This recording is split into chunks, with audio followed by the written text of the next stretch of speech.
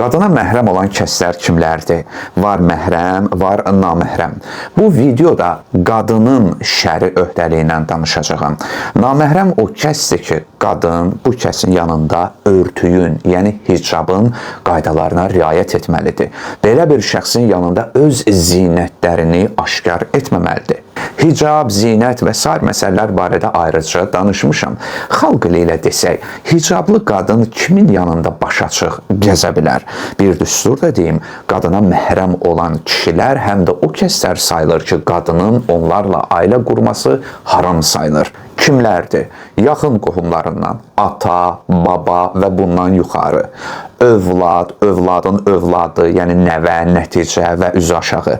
Qardaş, bacının oğlu, qardaşın oğlu, qadının öz əmisi və ata-anasının əmisi, qadının öz dayısı və ata-anasının dayısı.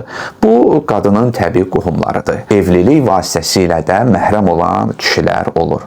Qadın ərə getdisə, ona bunlar məhrəm olur. Əri, ərinin atası və babası yuxarıya dək. Ərinin başqa qadından oğlu varsa, o və onun övladı ta aşağıya dək. Əgər qadının anası başqa bir kişi ilə ailə qursa və münasibətləri olsa həmin bu kişi, bir də qadının öz qızının yoldaşı əri. Əzizlər, bir də var süd vermə yolu ilə məhrəm olma. Bir körpə qız uşağı şəriətin təyin etdiyi qaydada bir qadından süd əmsə, ona bu kəslər məhrəm olacaq. Bu qadının öz əri ki, südün yaranmasına səbəb olub, körpəyə süd verən qadının ərinin atası, süd verən qadının əri ilə müştərək övladları və nəvələri, körpəyə süd verən qadının ərinin qardaşları, əmi və dayıları, körpəyə süd verən qadının qardaşları, övladları, nəvələri, ata-babaları, əmi və dayıları. Qeyd edim ki, adları çəkilən kəslər yalnız süd əmən körpəyə aiddir. Məsələn, əgər iki körpə bacıdan biri qadından süd əmsə, digəri əmməsə, süd əmən körpəyə dediyim kişilər məhrəm.